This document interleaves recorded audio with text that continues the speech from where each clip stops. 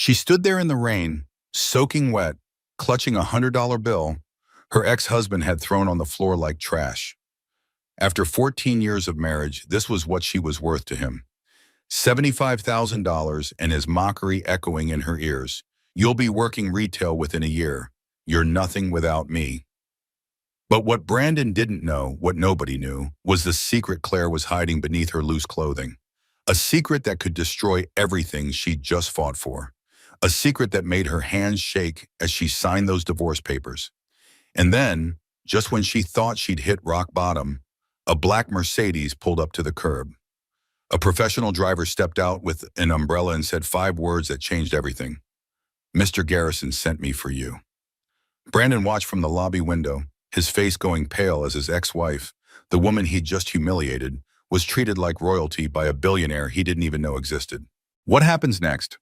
How does a pregnant woman with nothing but $75,000 take on a narcissistic millionaire who wants to destroy her? And who is this mysterious billionaire who's been waiting 15 years for his chance? Stay with me, because this story has more twists than you can imagine.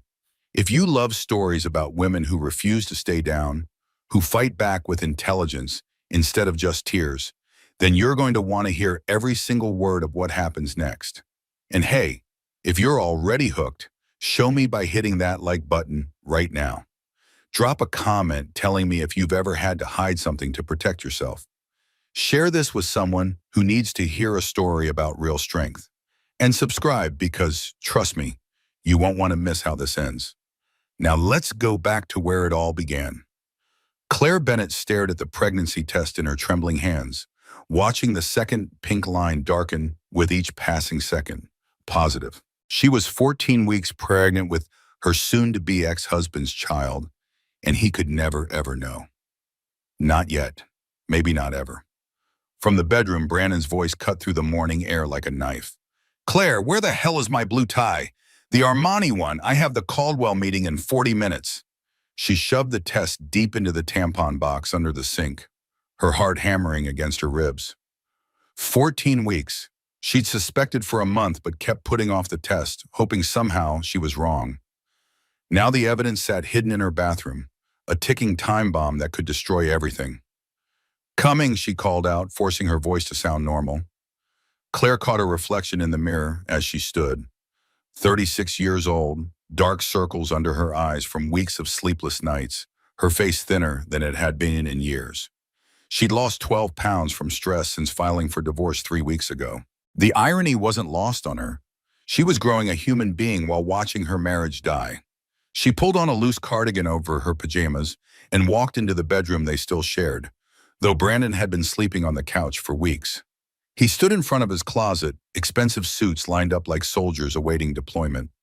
"It's at the dry cleaners," Claire said quietly. "You dropped it off Tuesday, remember?" Brandon turned, his handsome face twisting into that familiar look of contempt she'd grown to recognize over the past 2 years. "Of course you'd forget to pick it up. What exactly do you do all day, Claire? Besides plan how to take half my money?" She bit back the response that burned on her tongue. She'd spent the morning researching custody laws, learning that if he knew about the pregnancy before the divorce was finalized, he could use it as leverage. He could drag out the proceedings for months, maybe years. He could claim she was unstable, unfit, trying to trap him. So she said nothing, just turned and walked back to the bathroom, locking the door behind her. 2 hours later, Claire sat in a gleaming conference room on the 52nd floor of a Manhattan office building, her hands folded carefully in her lap to hide their shaking. Across from her, Brandon lounged in his chair like he owned the world. Maybe he did own a piece of it. His real estate development company had certainly made him wealthy enough. Jessica Martinez, Claire's divorce attorney, sat beside her, reviewing papers with the grim expression of someone who knew they were fighting a losing battle. On Brandon's side, Diane Porter, whose hourly rate was $1,500, smiled with the serene confidence of a shark circling wounded prey. "Shall we begin?" Diane said, sliding a stack of documents across the polished mahogany table. "The settlement terms are quite generous, Ms. Bennett. $75,000. Plus you keep your personal vehicle and whatever possessions you brought into the marriage." Claire stared at the number, $75,000. After 14 years of marriage, 14 years of managing his household, hosting his business dinners, giving up her career as an art authentication specialist to support his ambitions. That's not even half of what Jessica started. That's what the prenuptial agreement stipulates, Diane interrupted smoothly. Ms. Bennett signed it quite willingly in 2010. I have the notarized copy right here. Claire remembered that day. She'd been 22, so in love she could barely see straight. Brandon had presented the prenup 2 days before the wedding, at dinner, telling her it was just a formality. His lawyer had been there, a different one, older, since retired. She'd signed without reading it carefully, convinced it didn't matter because they'd be together forever. And here, Diane continued, flipping to a specific page, Ms. Bennett waives all future claims to assets acquired during the marriage. This includes any potential children from the marriage, should any exist. Claire's hand moved involuntarily to her stomach, then stopped. She forced it back to the table. Across from her, Brandon was watching with those cold blue eyes that had once made her heart race. Sign here, Ms. Bennett, Diane said, indicating the signature line.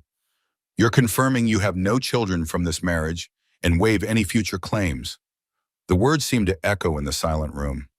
No children from this marriage. But she did. She had a 10-week-old fetus growing inside her right now, Brandon's biological child, and if she signed this paper, Jessica leaned close, whispering in her ear, Are you absolutely certain about this? If there's anything you need to tell me, I'm sure, Claire whispered back. Because if she told the truth now, Brandon would use it to destroy her. She'd seen how he operated in business, how he crushed people who stood in his way. She wouldn't let him do that to her child. She picked up the expensive pen Diane had provided and signed her name. Claire Marie Bennett, soon to be just Claire Marie Fisher. Once the paperwork went through, Brandon leaned back in his chair, a smile playing at his lips. You know what your problem is, Claire? You think you're smart. You think those boring little art details you used to obsess over actually matter in the real world. But you're nothing without me. You'll be living in Queens within a year, probably working retail at some museum gift shop. The words struck like physical blows, but Claire kept her face neutral. She'd learned that skill over the past 2 years, the art of showing nothing while dying inside. Brandon stood, buttoning his $8,000 Tom Ford suit. Oh, and that little art blog you've been running. I checked the analytics. You have 11 followers. 11. My dog's Instagram has 5,000. He laughed, a sound devoid of warmth. Face it, Claire. You're going back to being nobody. At least when you were my wife, you were somebody's wife. Jessica started to object, but Claire put a hand on her arm. Let him have his moment. Let him think he'd won, because hidden beneath her loose blouse was the one thing he didn't know about, the one piece of leverage he couldn't take away. Their baby, growing quietly, secretly, beyond his reach, for now. The rain hit Claire like a slap when she stepped out of the building 30 minutes later. Of course it was raining. Of course her umbrella was in Brandon's car. Of course her phone, still on Brandon's family plan, had no service because he'd already canceled it. She stood under the building's awning, watching black cars and yellow taxis slide past in the downpour. Her bank account held exactly $1,247. Brandon had cleaned out their joint account the day she'd filed for divorce, taking everything except what the law required him to leave. The nausea hit suddenly, the way it had been hitting all week. Morning sickness, except it wasn't limited to mornings. Claire pressed a hand to her mouth and rushed back inside, barely making it to the lobby bathroom before she threw up. When she emerged 5 minutes later, pale and shaking, she found Brandon standing near the elevator bay. He was on his phone, speaker turned up loud enough for everyone in the lobby to hear. Is it done, baby? The voice was female, young, sultry, Amber Sullivan, the 28-year-old fitness influencer Brandon had been sleeping with for the past 6 months. Signed, sealed, delivered, Brandon said, not bothering to lower his voice. She practically thanked me for the 75 grand. Didn't even fight. Poor thing, Amber cooed, though there was laughter in her voice. What's she going to do now? Who cares? She's not my problem anymore. Claire stood frozen by the bathroom door watching him. Brandon saw her, met her eyes, and smiled.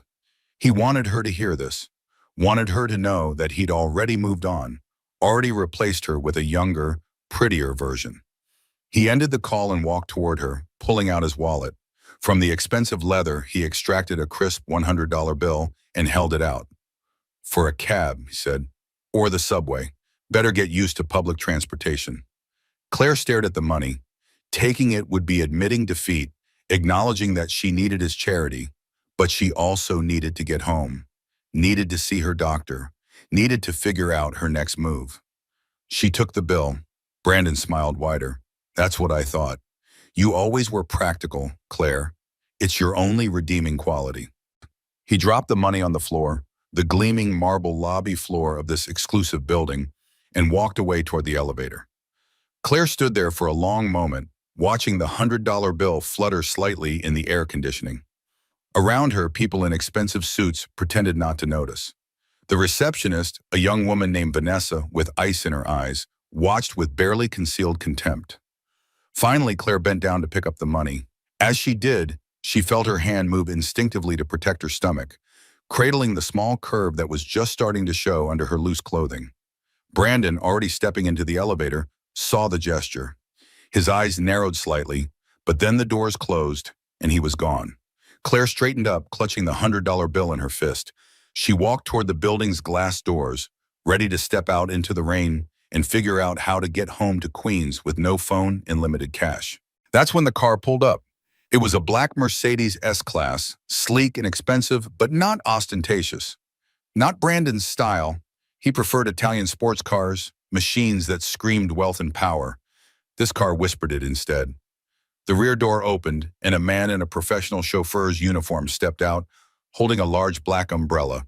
He was in his 50s, dignified, with kind eyes. "Ms. Bennett?" he said. Claire froze. I'm sorry, I think you have the wrong person." "Miss Claire Marie Fisher, formerly Bennett," the man said gently. "Mr. Garrison sent me. He asked me to make sure you got home safely." The name hit her like a thunderbolt. Garrison. Michael Garrison. "I don't understand," Claire said. "I haven't spoken to Michael in 15 years. The chauffeur smiled. "He knows. He wanted you to know he remembers." He held up the umbrella higher. "Please, Ms. Bennett. It's quite cold, and you're getting wet." Behind her, through the lobby's glass walls, Claire could see Brandon. He'd come back down, probably to gloat some more or retrieve something from his lawyer. He stood frozen near the elevator, staring out at the scene on the street, at Claire, at the Mercedes, at the professional driver treating her like she mattered. His face had gone pale, all the smug confidence draining away like water from a broken glass. Claire looked at the chauffeur, at the warm, dry car, at the escape route being offered. Then she looked back at Brandon, still frozen in the lobby. She smiled. A real smile, the first in months. "Thank you," she said to the chauffeur. "I'd appreciate the ride very much." James, that was the name embroidered on his uniform, helped her into the back seat. The car smelled like leather and subtle cologne, nothing like Brandon's aggressive designer sense. On the seat beside her lay a small envelope with her name written in elegant handwriting. Through the car's tinted windows, Claire watched Brandon burst out of the building, rain immediately soaking his expensive suit. He stared at the car, at her, his mouth working soundlessly. The Mercedes pulled smoothly into traffic, leaving him standing there in the rain. Claire picked up the envelope with trembling fingers and opened it. Inside was a handwritten note on heavy cream cardstock. "Claire, I heard about your divorce through public records. I don't know your situation, but I remember who you were before him. If you need anything, and I mean anything, call this number. No strings, no expectations. Just an old friend who never forgot." Michael. Below the message was a phone number written in the same elegant script. Claire held the note, watching the rain streak down the window as Manhattan blurred past. Her hand moved to her stomach, to the secret growing there, to the future she had to protect. In her pocket, Brandon's $100 bill felt like an insult. In her hand, Michael's note felt like a lifeline. She didn't know yet which one she'd use, but for the first time in 2 years, Claire Bennett felt something she'd almost forgotten. Hope. 3 days after the divorce signing, Claire stood in her studio apartment in Astoria, Queens, surrounded by moving boxes that she couldn't afford to fully unpack. The place was small, 400 square feet that cost $2,200 a month, but it was hers. No more walking on eggshells. No more hiding who she was to make Brandon feel bigger. She sat on the edge of her second-hand bed and stared at the note from Michael Garrison for the 100th time. The paper had grown soft from handling, the elegant handwriting as familiar as if she'd just seen it yesterday instead of 15 years ago. Her laptop sat open on the cardboard box she was using as a nightstand. She'd been researching him for the past 3 nights, unable to sleep, her mind racing with questions and what-ifs. Michael Garrison, 45 years old, tech billionaire who'd made his fortune developing authentication software for digital art and NFTs. But his real passion, according to every article she'd read, was traditional art. He sat on the board of the Metropolitan Museum of Art. He'd donated $50 million to create a new wing for Renaissance paintings at the Guggenheim. And last year, he'd announced plans to open his own museum, the Garrison Collection, dedicated to recovered and authenticated masterworks. The photos showed a man who'd aged well, still tall and lean, with kind eyes behind expensive glasses, silver threading through his dark hair, laugh lines around his mouth. In every photo at gallery openings or museum galas, he stood slightly apart from the crowds, observing rather than performing. Claire closed the laptop and picked up her phone, a cheap prepaid model she'd bought the day after the divorce. Her real phone, with all her contacts and photos, sat dead in a drawer. Brandon had killed the service within hours of her signing the papers. She'd lost so much already. Her marriage, her home, her identity as Mrs. Brandon Bennett. Soon she'd start showing, and then she'd have to explain to everyone that she was pregnant with her ex-husband's child. The shame of it made her sick. But the baby inside her deserved better than shame, deserved better than a mother who hid and feared. Claire looked at Michael's number one more time. Then, before she could talk herself out of it, she dialed. He answered on the first ring. Claire. Just her name. Not a question, not a greeting, a statement. Like he'd been waiting for her call, expecting it, maybe even hoping for it. How did you know it was me? Her voice came out shakier than she intended. This is a prepaid phone. You couldn't have... I gave that number to one person, Michael said gently. It only goes to me. When it rang, I knew. Claire pressed her free hand to her mouth, fighting unexpected tears. When was the last time someone had anticipated her needs instead of her having to beg for scraps of attention? I need advice, she said. Not money, not charity. Just, I need someone to tell me if I'm crazy for what I'm thinking about doing. I'm listening. I'm 11 weeks pregnant. The words tumbled out in a rush. The baby is Brandon's. He doesn't know. Nobody knows except my doctor and now you. I hid it during the divorce proceedings because if he'd found out, he would have used it to destroy me. Silence on the other end. Not the cold silence of judgment, but the warm silence of someone absorbing information, thinking carefully before responding. What do you need? Michael finally asked. I need to know if I'm a terrible person for keeping this secret. I need to know if there's any possible way this doesn't end in disaster. Her voice broke. I need someone to tell me I'm going to be okay. Meet me tomorrow, Michael said. Do you remember the Met, the Dutch Masters wing? Claire's breath caught. That's where we first met. 15 years ago, you were standing in front of the Vermeer, young woman with a water pitcher. You stood there for 20 minutes just looking. I thought you were the most beautiful thing in the room. She remembered that day with perfect clarity. She'd been 21, fresh out of art school, working as a junior authentication specialist at a small gallery. The Met was her sanctuary, the place she went to remember why she loved art. She'd been studying the Vermeer, lost in the perfect composition, when she'd felt someone watching her. When she'd turned, she'd seen him. Tall, kind-eyed, slightly nervous. He'd smiled, opened his mouth to say something, and then Brandon had appeared. Brandon with his confident swagger and expensive suit in immediate, overwhelming attention. Brandon who'd seen Michael looking at her and made his move first, sweeping her away to dinner and the opera, and a whirlwind romance that had felt like destiny. I remember, Claire whispered into the phone, 2 o'clock tomorrow. We'll talk. Just talk. After she hung up, Claire sat in her tiny apartment and cried. Not sad tears, not happy tears, something in between.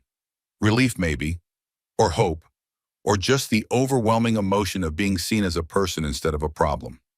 The next afternoon, Claire stood in front of the Vermeer painting, exactly where she'd been 15 years ago. The museum was relatively quiet for a Thursday. Tourists scattered through the galleries, their voices echoing off marble floors. She'd agonized over what to wear, finally settling on loose-fitting black pants and a flowing tunic that hid her small bump. 11 weeks. Soon she'd be in her second trimester, and hiding the pregnancy would become impossible. "You're early." Michael's voice came from behind her, soft and warm. Claire turned and found herself face to face with the man she'd almost gone to dinner with 15 years ago. He looked exactly like his photos. Better even. There was a kindness in his eyes that cameras couldn't capture, a gentleness in his smile that made her feel safe for the first time in months. "I'm always early for museums," Claire said. "Retail habit from art school. Get there before the crowds." Michael smiled. "I remember, you told me that. Right here, actually. Before," he trailed off, "before Brandon showed up." They stood in awkward silence for a moment, two people who'd shared 5 minutes of connection 15 years ago and nothing since. "Fun. I was going to ask you to dinner that night," Michael said quietly. "I'd worked up the courage, spent 20 minutes watching you study that painting, trying to think of something clever to say. Then he appeared and I watched him charm you away in about 90 seconds. Claire felt heat rise in her cheeks. "He was very good at charming. I checked, after I looked you up on social media, saw your engagement photos 6 months later. You looked happy in them. I told myself I'd missed my chance and that was okay because you'd found someone who made you smile like that." "I thought I was happy." Claire turned back to the Vermeer, unable to meet his eyes. "He made me feel special, important, like I mattered. It wasn't until later that I realized feeling special to Brandon meant making myself smaller so he could be bigger." Michael moved to stand beside her, both of them facing the painting. Not touching, not crowding her space, just present. "Tell me about the pregnancy," he said. So she did. She told him everything. About the morning sickness that had started at 6 weeks, about the doctor's appointment where she'd confirmed it, about the agonizing decision to hide it from Brandon during the divorce, about signing papers that waived claims to future children, while knowing her child was already 10 weeks old. "Did I commit fraud?" Claire asked when she finished. "Jessica, my lawyer, she kept giving me these looks like she knew I was hiding something. If Brandon finds out, can he use this against me?" Michael was quiet for a moment, studying the painting. "May I ask you something personal? After what I just told you, I don't think anything is off limits. Why did you hide it? Really, I understand the strategic reasons, but what was the emotional reason?" Claire's hand moved to her stomach, protective.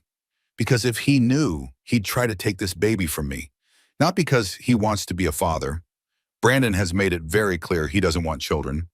But because taking the baby would hurt me, and hurting me would give him power. Then you did the right thing. Even if it was technically fraud." Michael turned to look at her fully. "Claire, I'm not a lawyer, but I am someone who spent 20 years building security systems, thinking about how people protect what matters to them. You protected your child. That's not fraud. That's survival." The validation hit her like a wave. She'd spent 3 weeks second-guessing herself, wondering if she was a horrible person for lying. Hearing someone else say she'd done the right thing made something tight in her chest finally loosen. "I can't raise a baby on $75,000, she said. "I did the math. Rent, medical bills, childcare. I'll be broke in 18 months. I can't get hired as an authentication specialist while I'm visibly pregnant. No one wants to deal with maternity leave from a new employee. I'm trapped." "What if you weren't?" Michael asked. Claire looked at him. "What do you mean?" "I'm opening a museum, the Garrison Collection. We're acquiring pieces from private collectors, estates, disputed provenance cases. I need someone who can authenticate them, research their histories, verify their legitimacy." "Michael, I haven't worked in 8 years. I'm rusty. I'm pregnant. I'm not..." He pulled out his phone and showed her a screenshot. It was from Reddit, posted under the username ArtDetective47. A detailed analysis of a supposed Caravaggio painting, breaking down why it was a forgery based on brushstroke patterns, pigment analysis, and compositional anomalies. Claire felt her face flush. How did you find that? I've been following your work for years. This post saved a collector $12 million. They were about to buy this painting from a very reputable dealer. Your analysis stopped the sale. That was just a hobby. I do it for fun, not professionally. Claire. Michael put his phone away and met her eyes. I'm not offering you charity. I'm offering you a job you're overqualified for. Senior authentication specialist, $175,000 a year. Full medical benefits, maternity leave, and you never have to see Brandon again.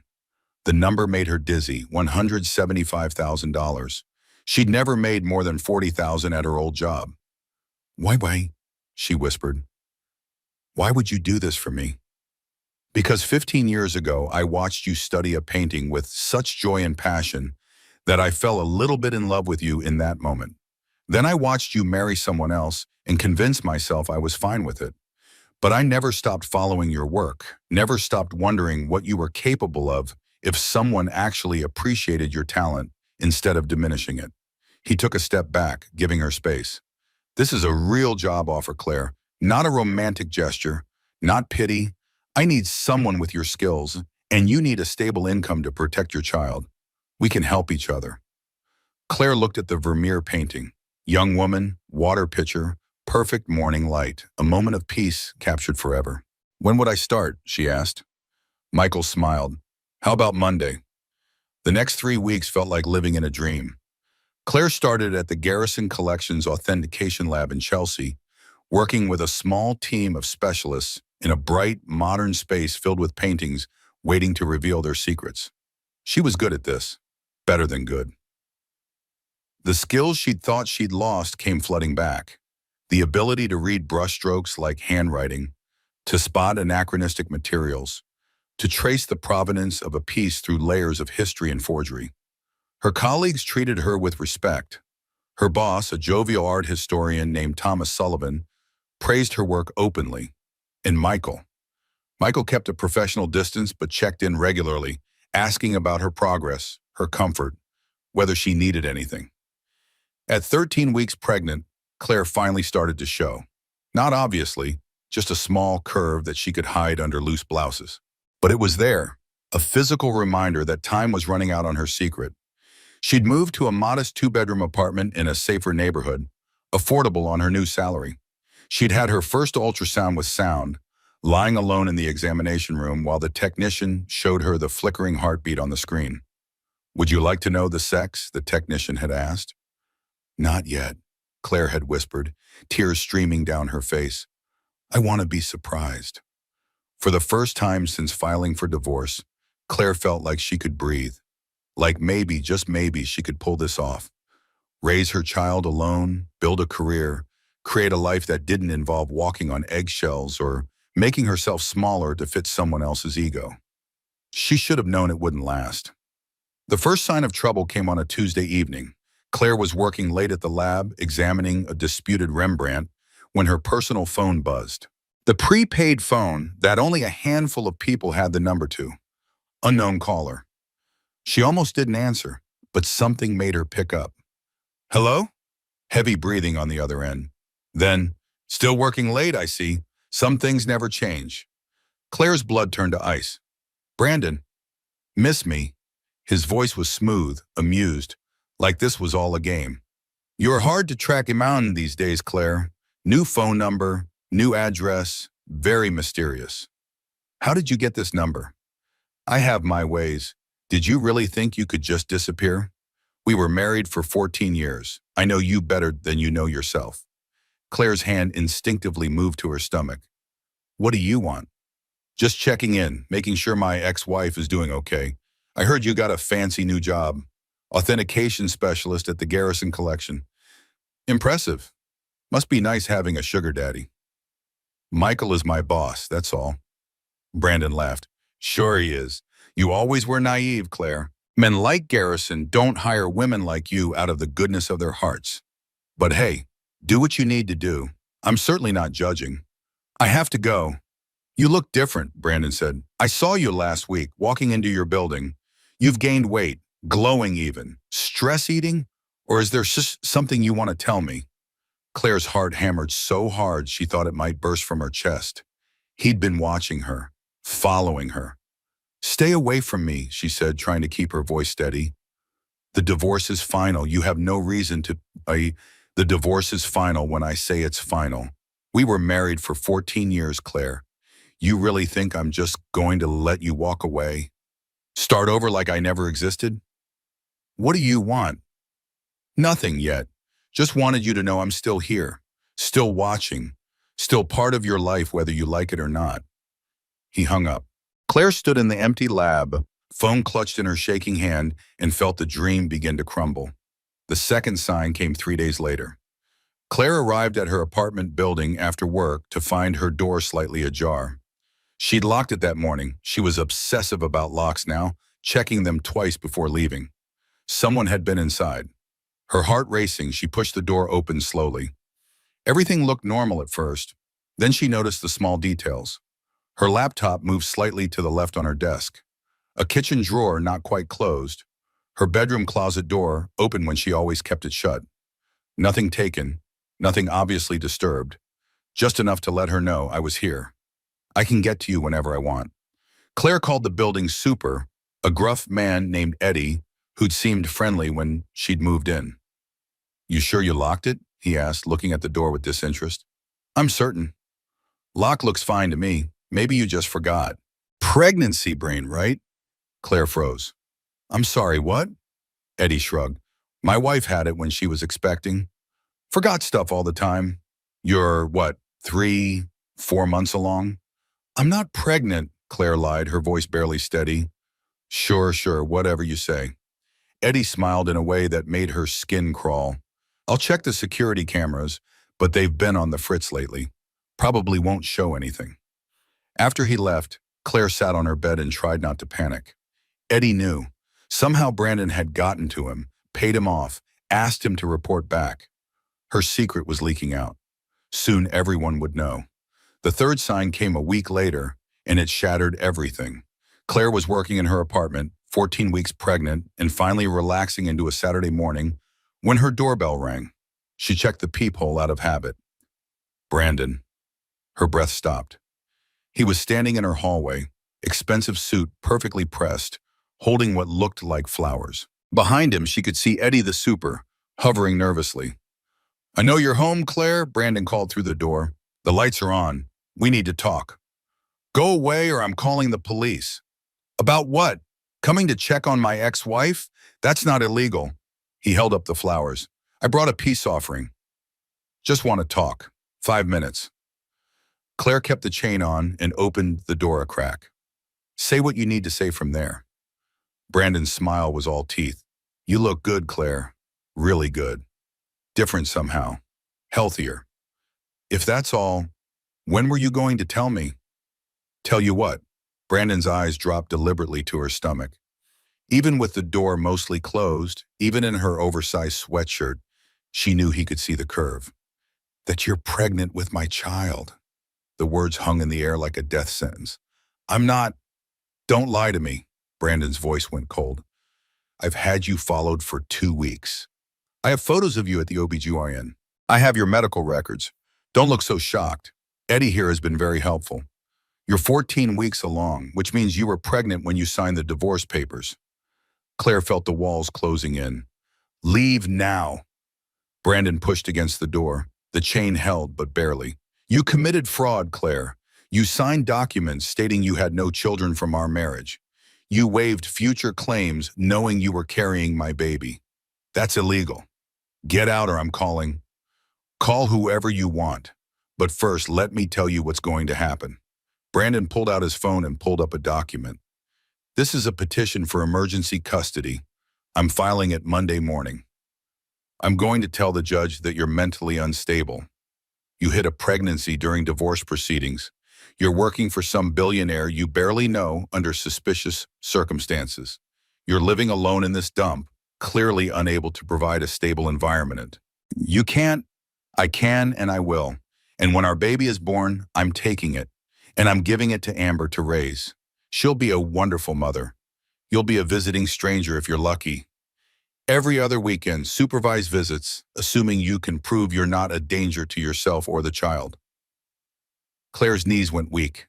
She grabbed the door frame to stay upright. Brandon leaned closer to the crack in the door. This is what happens when you try to outsmart me, Claire. I always win. Always. You should have learned that by now. He dropped the flowers on the floor and walked away. Claire closed the door, slid the deadbolt, and collapsed.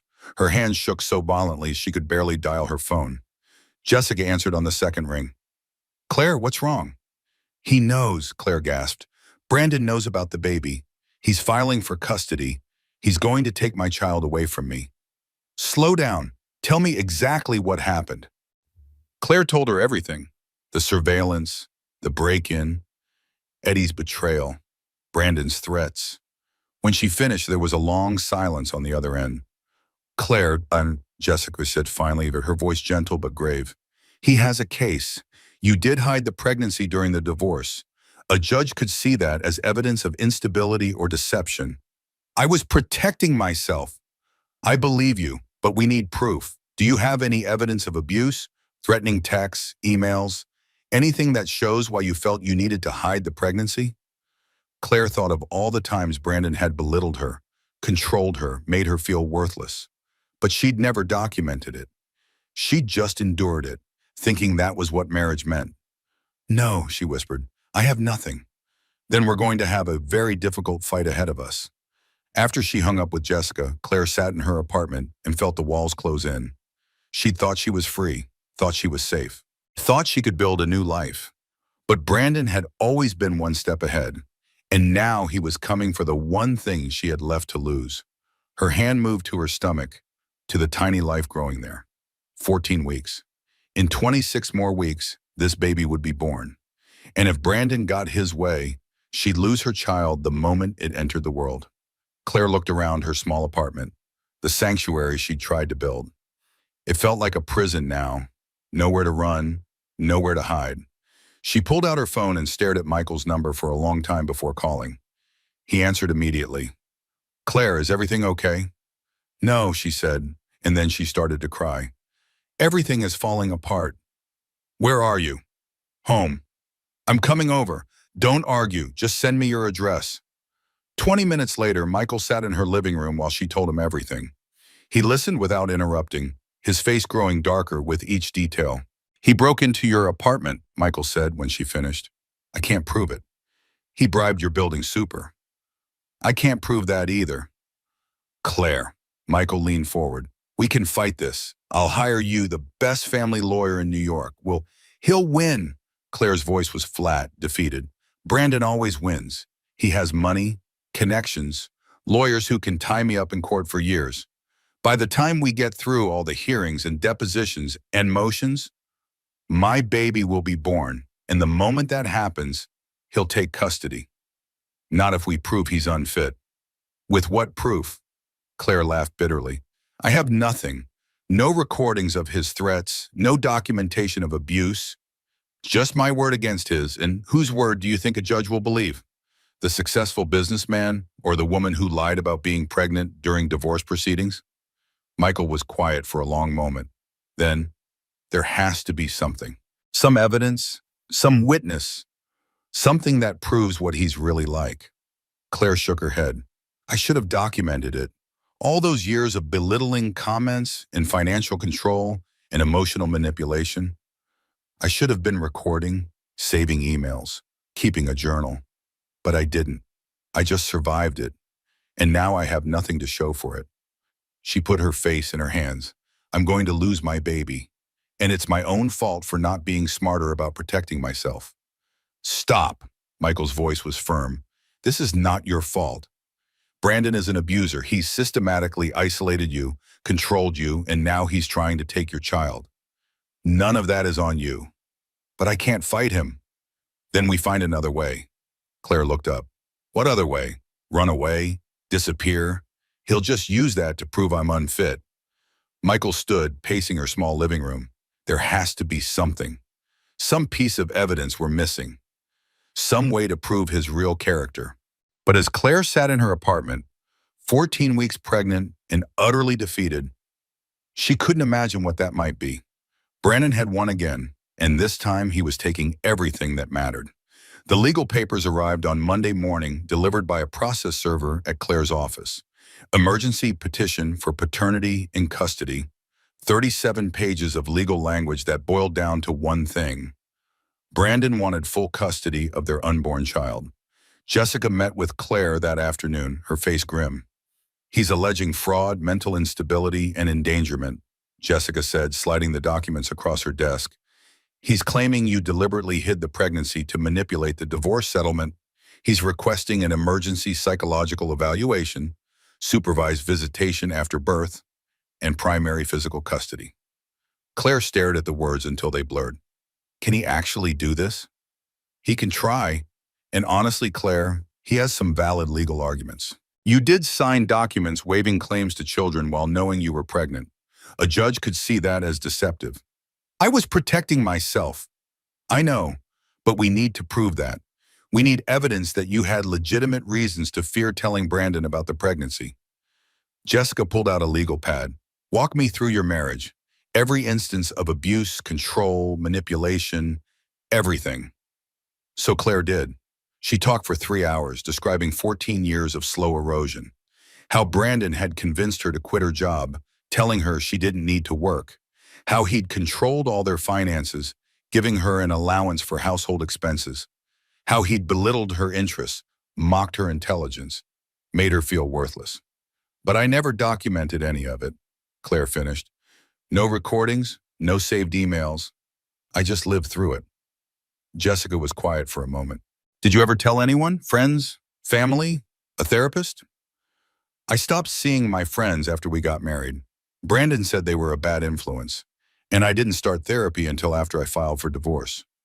What about work emails? From when you were still working? Anything that shows how he talked to you? Claire shook her head. I deleted everything when I quit my job. Fresh start, or so I thought.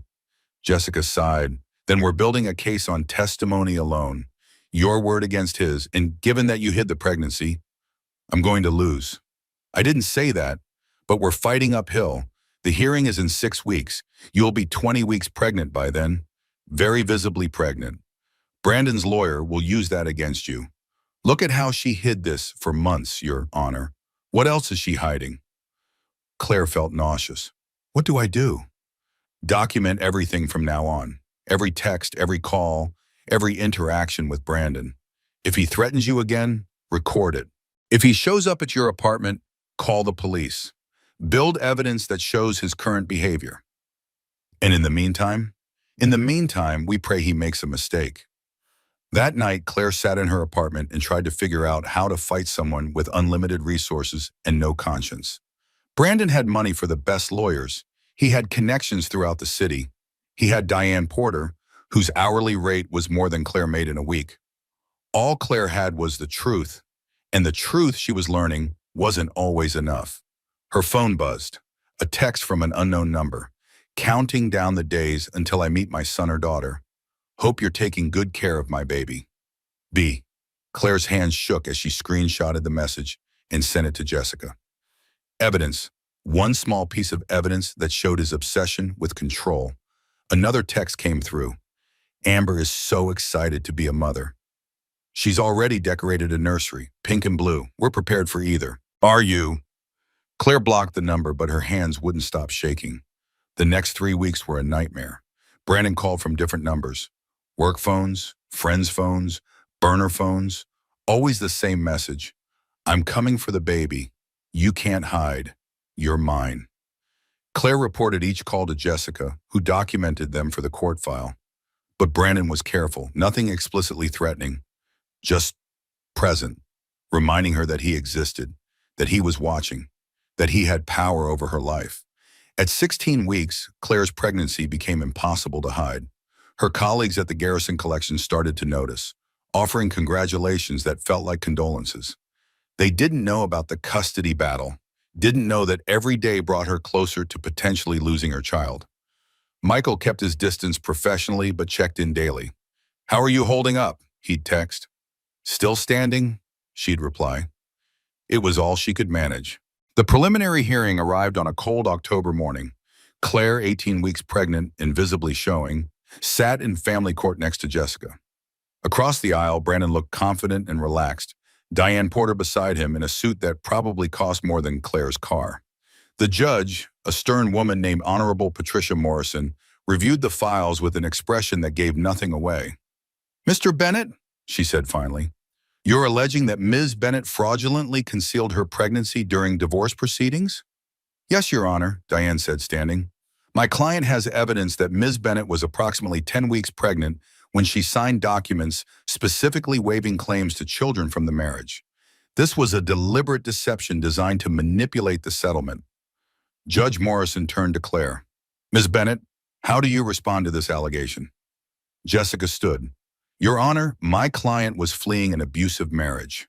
She had legitimate reasons to fear disclosing the pregnancy to Mr. Bennett, as evidenced by his behavior since discovering it." "What evidence of abuse do you have?" Jessica presented the screenshots of Brandon's texts, the documentation of his calls, the building super's suspicious behavior. It looked thin on paper, circumstantial at best. Diane countered with character witnesses: Brandon's business partners, his priest, even Amber Sullivan, who testified that Brandon was excited to be a father and concerned about Claire's mental state. "She seems unstable," Amber said from the witness stand, her face the picture of innocent concern. "Brandon worries about her ability to care for an infant alone." Claire gripped the table so hard her knuckles went white. The hearing lasted 4 hours. When it ended, Judge Morrison announced her preliminary ruling. "I find there is sufficient evidence to proceed with a full custody hearing," she said. "However, given the concerning pattern of contact from Mr. Bennett, I'm issuing a temporary restraining order. Mr. Bennett, you are not to contact Ms. Bennett except through legal counsel. Violation of this order will result in contempt charges." Claire felt a small surge of relief. At least he couldn't call her anymore. But then Judge Morrison continued. "That said, Ms. Bennett's decision to conceal the pregnancy is deeply troubling. I'm ordering a psychological evaluation to determine her fitness as a parent. We'll reconvene in 3 months for the full custody hearing." 3 months.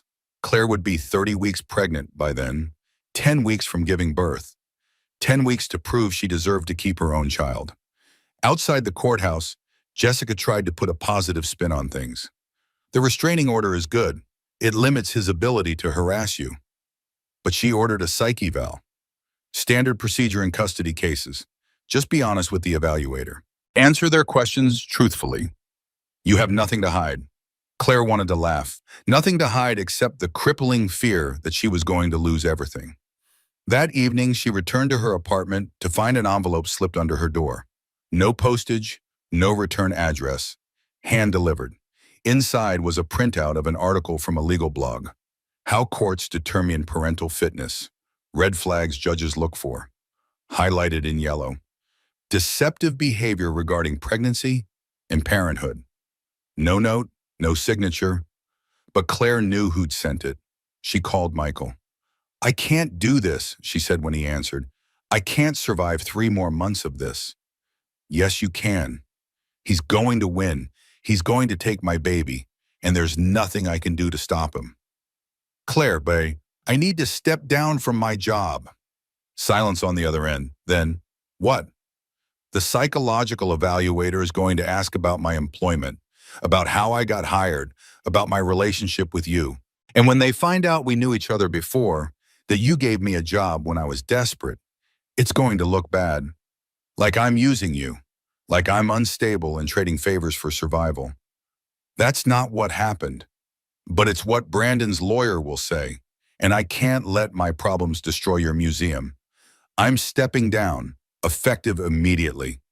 "Claire, no. Thank you for everything, Michael, but I need to fight this on my own." She hung up before he could argue. Sitting in her apartment that night, 18 weeks pregnant and utterly alone, Claire felt the last threads of hope begin to fray. She'd lost her marriage, lost her home, lost her financial security. Soon she'd lose her job. And if Brandon got his way, she'd lose her child. The only thing she had left was the truth. And in a system built on evidence and documentation, The truth wasn't enough. 3 days after stepping down from the Garrison collection, Claire sat in her apartment and realized she'd been approaching this angle wrong. She'd been trying to prove Brandon was abusive now. But what she needed to prove was that he'd always been this way, that her fear of telling him about the pregnancy wasn't paranoia, it was survival. And maybe, just maybe, she'd been documenting his abuse all along without realizing it. Claire opened her laptop, the same laptop she'd had for 8 years, through the entire marriage. The laptop Brandon thought she'd barely used because all she did was waste time on art blogs. She created a new folder, encrypted it with a password Brandon would never guess, her grandmother's maiden name from before he'd even known her, and labeled it, insurance policy. Then she started digging, first her email. She thought she'd deleted everything when she quit her job, but email archiving meant nothing was ever truly gone. She searched for Brandon's name and found thousands of messages. Most were mundane. Reminders about dinner parties, instructions for household tasks, but scattered among them were gems. From Brandon, 3 years ago. Claire, I don't care what your art history degree says. That painting is ugly and we're not hanging it in our home. Your taste has always been questionable. From Brandon, 4 years ago. I've reduced your household account to $800 a month. You've been overspending and it needs to stop. Ask me if you need anything extra. From Brandon, 5 years ago. Your friend Melissa called again. I told her you're busy. She's a bad influence and I don't want her in our lives. One by one, Claire copied the emails into her encrypted folder. Evidence of financial control, social isolation, belittlement. Next, she checked her phone's cloud backup. She'd gotten the new prepaid phone, but her old phone's data was still saved in the cloud, accessible through her laptop. Text messages. Hundreds of them. Brandon to Claire 2 years ago. Make sure Claire sees us together at the gala tonight. I want her to know about us. Wait, that text wasn't to her. It was to someone else, but it was in her backup because Claire's breath caught because she'd had access to Brandon's iCloud account. He'd set up their phones together years ago, linking them to the same family account to save money, which meant his texts backed up to the same cloud storage as hers. With shaking hands, Claire searched for texts between Brandon and Amber. The affair had started at least a year before the divorce, based on court documents. What she found made her sick. Brandon to Amber. My wife is so boring lately. All she does is mope around the house. I need someone who appreciates me. Brandon to Amber. Claire's getting suspicious. Make sure you don't call when she's around. Brandon to Amber. I'm going to divorce her soon. Just need to move some assets first so she can't take half. And there, one that made Claire's blood run cold. Brandon to Amber. The divorce is almost final. Once it's done, you and I can start our real life together. Maybe even have a baby. A real family, not this farce I've been living. Dated 6 months before Claire filed for divorce. He'd been planning this. Planning to leave her. Planning to start over with Amber. Planning to reduce Claire to nothing. But the most damning evidence came from an unexpected source. Her home security system. Years ago, when they'd lived in the brownstone, Claire had installed nanny cams. Not because they had children, but because she'd wanted to monitor for break-ins while they traveled. Brandon had forgotten about them. They were hidden in smoke detectors and picture frames. Claire had taken the cameras when she moved out, stored them in a box without thinking much about it. The footage was saved to a local hard drive. Now she pulled out of that hard drive and started reviewing files. Most were useless. Hours of empty rooms, their housekeeper, cleaning, Brandon working in his study. But then she found something. 6 months before the divorce, Brandon had brought Amber to their home while Claire was visiting her mother in Boston. The nanny cam in the living room had caught everything. Brandon on camera laughing, "This is where I live with my wife. Pathetic, right? She decorated it. All this boring art." Amber, "When are you going to leave her?" Brandon, "Soon. I'm moving money offshore first. Can't let her get her hands on everything I've built. She didn't earn it." Amber, "What if she fights the divorce?" Brandon, "She won't. Claire's weak. I made it sure of that. 14 years of making her feel worthless, and now she actually believes it. She'll take whatever scraps I give her and be grateful." Claire sat in her apartment, staring at the video footage. and felt something inside her shift. All this time, she'd thought she was crazy, thought she was paranoid for feeling controlled and diminished, thought maybe she really was the problem. But here was proof. Brandon had systematically destroyed her self-worth, deliberately isolated her, intentionally made her feel worthless so she wouldn't fight back. And he'd admitted it on camera. Claire called Jessica. "I found something. You need to see this." The next day, Jessica sat in Claire's apartment reviewing the evidence with an expression of growing astonishment. "This is incredible," she said, watching the living room footage for the third time. "This is direct evidence of financial fraud, emotional abuse, and premeditated manipulation. Can we use it in court?" "Absolutely. The nanny cams were in your marital home installed for legitimate security purposes.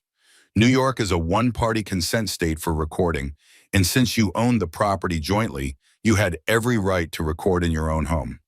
Claire felt hope flutter in her chest for the first time in weeks. "So this proves why I hid the pregnancy?" "More than that, this proves Brandon was planning to destroy you financially long before you even filed for divorce. It proves he deliberately undermined your self-worth. It proves he's not a man who should have custody of a child." Jessica copied all the files, organizing them into a comprehensive evidence package. "We're going to file an amended response to his custody petition. And Claire, we're going on offense." The amended filing hit Brandon's lawyers 3 days later. Counter petition for full custody with evidence of abuse and financial fraud. Claire didn't have to wait long for the response. Her phone rang from an unknown number. Against her better judgment and Jessica's explicit instructions, she answered. "You think you're clever?" Brandon's voice was tight with rage. "Recording me in my own home? Our home, that I paid half the mortgage on. Those recordings are illegal. My lawyer says..." "Your lawyer is wrong. I checked with mine.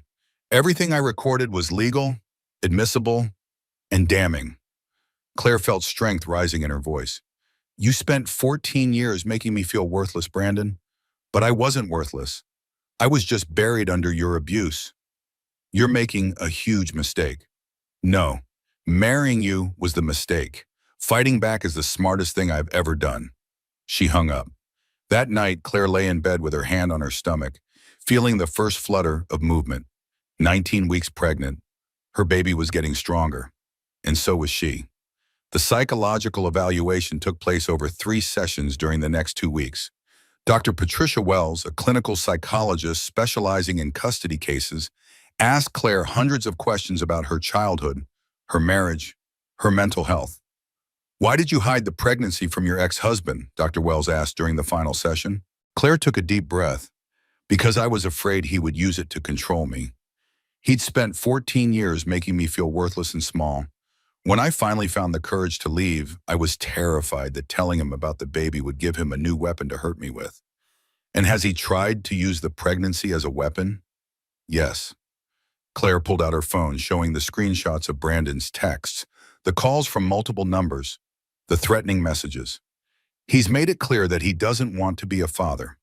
He wants to take my child away from me because losing the baby would destroy me." Dr. Wells reviewed the evidence quietly. "Thank you for your honesty, Claire." 2 weeks later, the psychological evaluation report arrived. Jessica called Claire immediately. "You're not going to believe this," Jessica said, and Claire could hear the smile in her voice. "Good news?" "Dr. Tudor, Wells found you to be psychologically stable with appropriate protective instincts toward your child. She noted that your decision to hide the pregnancy, while unconventional, was a rational response to a pattern of abuse. She's recommending you for primary custody." Claire sat down hard. "Really?" "Really, and it gets better." Brandon's lawyer tried to challenge the findings, so the judge ordered Brandon to undergo a psychological evaluation too. Those results just came in. And Dr. Martin found Brandon to display narcissistic personality traits, poor impulse control, and an alarming tendency to view his child as property rather than a person. The evaluator recommended supervised visitation only, pending completion of parenting classes and anger management. For the first time in months, Claire allowed herself to hope. But she'd learned not to trust hope too easily. Brandon always had another move. She just didn't know what it would be yet. The blow came from a direction Claire never expected. 3 days after the psychological evaluation report, she arrived at the Garrison Collection to collect some personal items she'd left behind when she resigned. Thomas Sullivan met her at the door, his usually jovial face tight with concern. "Claire, I need to talk to you." "What's wrong?" "The board called an emergency meeting last night. They've been receiving calls from major donors. People are concerned about the museum's association with your situation." Claire felt ice form in her stomach. "My situation?" "The custody battle. It's been in the press. Someone leaked the details. The hidden pregnancy, the fraud allegations, the recordings. Donors are worried about the museum's reputation." "Thomas, I resigned. I'm not working here anymore." "I know, but the board is concerned that your continued association with Michael is affecting fundraising. They've asked him to distance himself from you." The words hit like a physical blow. "They want Michael to abandon me. They want to protect the museum. The opening is in 6 months. We have 50 million in pledged donations that are now at risk." Claire understood immediately.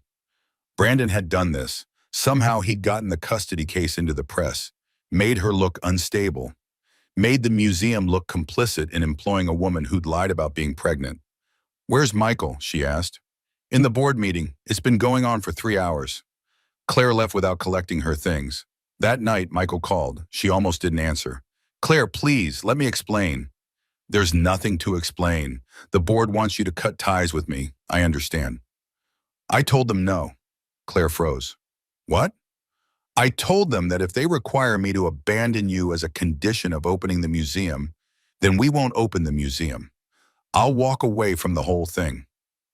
"Michael, you've spent 2 years planning this. Millions of dollars. You can't—" "Yes, I can, Claire. I've waited 15 years to have you in my life. I'm not losing you now because some donors are uncomfortable with you standing up to an abuser. But the museum will open when it opens, or it won't, but I'm not sacrificing you to make it happen." Claire felt tears streaming down her face. "You could lose everything." "What the everything, not the things that matter." But the board wasn't finished. 2 days later, they made their ultimatum official. Michael could keep the museum or keep supporting Claire, but not both. If he chose Claire, they would vote to delay the opening indefinitely and freeze all major donations. Michael chose Claire. The museum opening was postponed. Donors withdrew. 2 years of work effectively destroyed. And Claire, 21 weeks pregnant, felt the weight of it crushing her. She called Michael. "I'm going to step back, completely. No contact, no support, nothing. You can tell the board I'm out of your life." "Claire, no." "Yes, I won't let my problems destroy your dream. I'll fight Brandon on my own." "You don't have to." "Michael, please. I'm asking you to let me do this, for both of us." After a long silence, he said, "I'll respect your choice. But Claire, I'm not going anywhere. When you need me, I'll be here." She hung up before she could change her mind. That night, alone in her apartment, Claire felt the baby kick for the first time. A strong, definite movement. A reminder that she wasn't alone, even when she felt completely isolated. She put her hand on her stomach. "It's just us now," she whispered. "But that's okay. We're going to be okay." 2 days later, she started bleeding. The hospital room was too bright, too white, too cold. Claire lay on the examination table while the ultrasound technician moved the wand across her stomach, searching for a heartbeat. "Is the baby okay?" Claire asked for the 10th time. The technician's face was carefully neutral. "I need to get the doctor. Just stay calm." But Claire couldn't stay calm. She was 21 weeks pregnant, bleeding heavily, and terrified she was losing the one thing she had left. The doctor entered, a kind-faced woman named Dr. Sandra Hayes, and took over the ultrasound. After what felt like hours but was probably minutes, Dr. Hayes smiled. "There's the heartbeat, strong and steady." Claire burst into tears. "The baby's okay?" "The baby is fine. You've had what we call a subchorionic hematoma, a small blood clot between the uterus and the placenta. It's resolving on its own. The bleeding should stop within a few days." "So I'm not having a miscarriage?" "No, your baby's perfectly healthy." Claire was released from the hospital 4 hours later with strict instructions to rest and avoid stress. The irony wasn't lost on her. Avoid stress while in the middle of a custody battle that threatened to take her child away. She took a cab back to her apartment, too tired to cry anymore. When she checked her phone, she had 17 missed calls, 3 from Jessica, 2 from Michael, who must have somehow found out, 12 from unknown numbers, and 1 voicemail that made her blood run cold. Claire, it's Amber. We need to talk. Call me back. It's about Brandon. Claire stared at the message for a long time before deleting it. Whatever Amber wanted, it couldn't be good. But the next morning, as she sat in her apartment trying to figure out how to survive the next 3 months until the custody hearing, another message came through. This time it was a text with an attachment, a photo of a prenuptial agreement. Amber's name was on it, and the terms were brutal. In the event of divorce, Amber Sullivan receives $0. All children remain with Brandon Bennett, full custody. Below the photo, Amber had written, "We need to talk. He's doing to me exactly what he did to you." Claire stared at the message for a long time. Then slowly she typed back, "I'm listening." They met at a coffee shop in Brooklyn, far from anywhere Brandon or his associates might see them. Amber arrived first, sitting in a corner booth with sunglasses on despite being indoors. When Claire walked in, 22 weeks pregnant and showing, Amber's eyes widened. "You're really pregnant," Amber said. "Yes." Claire slid into the booth across from her. "You said you wanted to talk about Brandon?" Amber removed her sunglasses. Her eyes were red, makeup covering what looked like recent crying. "I found the prenup 3 weeks ago, hidden in his office. I'm 4 months pregnant with his child, and if we get divorced, I get nothing. He keeps the baby, just like he tried to do to me. Exactly like he did to you." Amber pulled out her phone and showed Claire a series of text messages. "Look at these, Bo." Claire read them, her stomach sinking with each line. Brandon to his lawyer. "Once Amber gives birth, file divorce papers. I want full custody. She's just an incubator." Brandon to an unknown person. "I don't care about Claire's brat, but if I let her keep it, she wins. I'd rather see it in foster care than with her." Brandon to Amber's former friend. "Can you confirm Amber cheated on me? I need grounds for the divorce and evidence she's unfit." "He's been planning this for months," Amber said. "He promised me we'd get married, raise our children together. But it was all a lie. He's going to use me to get custody away from you, then discard me and take my baby too." Claire felt a strange mixture of emotions, vindication that she wasn't crazy, rage at Brandon's systematic cruelty, and unexpected sympathy for the woman across from her. "Why are you telling me this?" Claire asked. "You testified against me in court." "Because I was stupid and in love and thought I was special." Amber's voice was bitter. "I thought I was different from you, that Brandon loved me in a way he never loved you. But I was wrong. I'm just the next version of you. And when he's done with me, there'll be another girl after me." "What do you want?" "I want to bury him." Amber leaned forward. "I've been recording him for 3 weeks, ever since I found the prenup. I have evidence that will destroy him." "What kind of evidence?" Amber pulled out a small recording device and pressed play. Brandon's voice filled the quiet coffee shop. "I'm not marrying you, Amber. The prenup makes that clear. You're having my baby, and then you're leaving. I don't care where you go or what you do, but my child stays with me." Amber's voice on recording. "You said you loved me." Brandon, "I said what I needed to say to keep you compliant. Jesus, you're as gullible as Claire was. At least she had the excuse of being young when we met. You're just stupid." The recording continued, Brandon's voice cold and calculating as he detailed his plan. Use Amber's testimony to destroy Claire's custody case, then divorce Amber and use her unstable behavior to take custody of their child too. When it ended, Claire sat in silence. "I have 6 hours of recordings like that," Amber said, plus video of him bribing the court clerk, plus proof that he moved $400,000 to an offshore account to hide it from both of us. "Why haven't you gone to the police?" "Because I need immunity. I've been complicit in some of his schemes, the testimony against you. For one, I need the DA to agree not to prosecute me for perjury." Claire studied the woman across from her. A year ago, Amber had been her enemy, the other woman, the reason her marriage fell apart, or so she'd thought. Now she saw the truth. Amber was just another victim in Brandon's systematic destruction of anyone who got close to him. If I help you get immunity, Claire said slowly, will you testify against him? In my custody case? Yes, but I want more than that.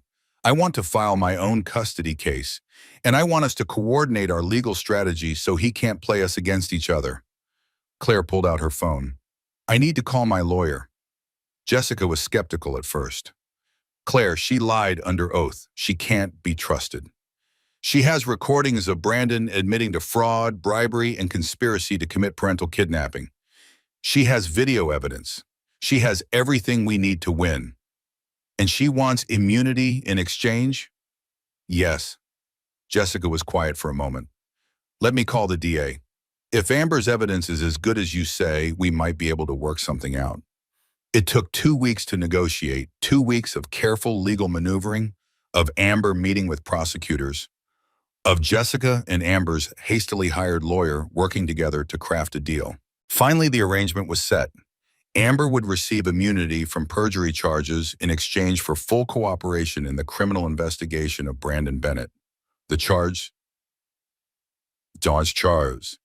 witness tampering, bribery of a court official, fraud, and conspiracy to commit parental kidnapping. The preliminary hearing was set for 3 weeks later. Claire would be 26 weeks pregnant. In the meantime, she had to survive. She'd moved to a cheap extended stay motel in New Jersey, unable to afford her apartment on the money she'd saved after resigning from the Garrison collection. The motel was depressing, but safe, or at least safer than anywhere Brandon knew about. She worked part-time at a small art gallery in Hoboken, paid in cash under the table. The owner, an elderly woman named Mrs. Williams, didn't ask questions about why a pregnant woman needed off-the-books work. She just let Claire authenticate paintings and organize the backroom inventory. It was exhausting. Claire was on her feet 8 hours a day, her back aching, her ankles swelling.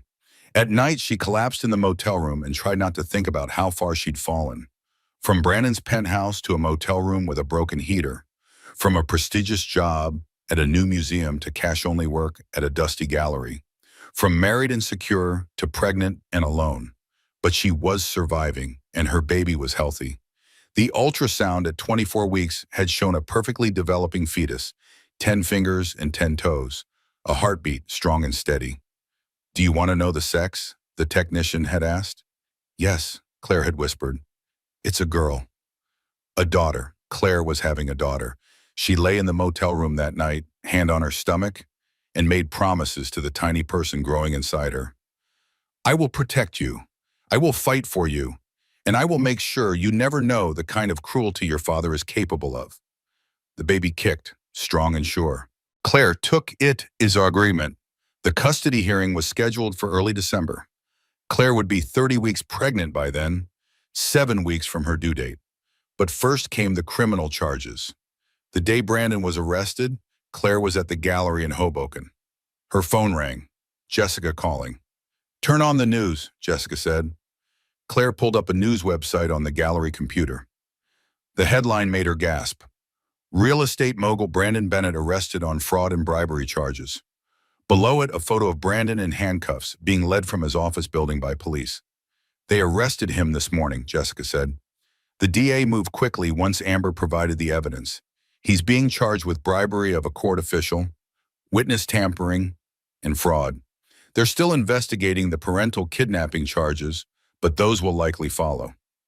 What does this mean for the custody case? It means we're in a much stronger position. A man under criminal indictment for trying to manipulate a custody case is not someone a judge is going to hand a baby to. Claire watched the video of Brandon being arrested, his face pale and furious as reporters shouted questions. She felt no joy, no triumph, just a hollow exhaustion. Is it over? She asked Jessica. Not yet, but we're getting there. That night, Claire received a single text from an unknown number. This isn't over. When I get out, you'll regret this. She forwarded it to Jessica and the police, then blocked the number. But she knew Brandon well enough to know he meant it. Men like him didn't accept defeat. They just got more dangerous. The full custody hearing began on a freezing December morning. Claire, 30 weeks pregnant and exhausted, sat beside Jessica in the family courtroom. Across the aisle, Brandon sat with Diane Porter, his face carefully neutral, despite the criminal charges hanging over him. He'd been released on bail, $500,000, paid within hours of his arrest. And now he was here, fighting for custody of a child he'd never wanted, purely to punish the woman who dared to escape him. Judge Morrison called the court to order. We're here to determine custody arrangements for the child of Claire Bennett and Brandon Bennett, due to be born in approximately 10 weeks. Mr. Bennett is seeking primary custody. Ms. Bennett is seeking full custody with supervised visitation for the father. Additionally, the judge continued, I've been made aware of the criminal charges against Mr. Bennett. Those charges will be considered as we evaluate his fitness as a parent. Diane Porter stood. Your Honor, my client maintains his innocence on all charges. The accusations stem from a conspiracy between his ex-wife and his former fiancée, both of whom have reason to fabricate evidence against him. Jessica rose to respond, but Judge Morrison held up a hand. I've reviewed the evidence presented to the criminal court. The recordings and financial documents appear authentic, but that's for the criminal trial to determine. Today we're focused on what's best for the child. The first witness was Dr. Patricia Wells, the psychologist who'd evaluated Claire. In your professional opinion, Jessica asked, is Ms. Bennett capable of providing a safe, stable home for her child? Yes, Wells said firmly. Ms. Bennett demonstrated appropriate protective instincts, realistic planning for the child's future, and a clear understanding of her responsibilities as a parent. Her decision to hide the pregnancy during divorce proceedings, while unconventional, was a rational response to a pattern of abuse and control. Diane's cross-examination was brutal. But Dr. Wells isn't lying about being pregnant a sign of instability, of someone who can't be trusted? In a vacuum, perhaps, but in the context of Ms. Bennett's situation, leaving an abusive marriage, fearing that disclosure would lead to further control and manipulation, it was a survival strategy. So you're saying lying is acceptable if someone is afraid? I'm saying that victims of abuse often have to make difficult choices to protect themselves. Ms. Bennett's choice to delay disclosure was motivated by legitimate fear, not deception. The second witness was Dr. Martin Foster, who'd evaluated Brandon. Mr. Bennett presents with narcissistic personality traits, Dr. Foster testified. He views relationships as transactional. During our sessions, he repeatedly referred to his unborn child as it, and focused primarily on how custody would affect his public image and his conflict with Ms. Bennett. Did he express any interest in actually parenting the child? Jessica asked. No, his primary concern was winning. He stated, and I quote, I need to show Claire she can't just walk away and take what's mine. So the child is property to him? That appears to be his framework, yes. Diane objected, tried to discredit the evaluation, but Judge Morrison overruled her. The damage was done. Then came the moment everyone was waiting for, Amber Sullivan's testimony. Amber took the stand, visibly pregnant at 7 months, her hands shaking as she was sworn in. Jessica approached gently. Ms. Sullivan, can you tell the court about your relationship with Brandon Bennett?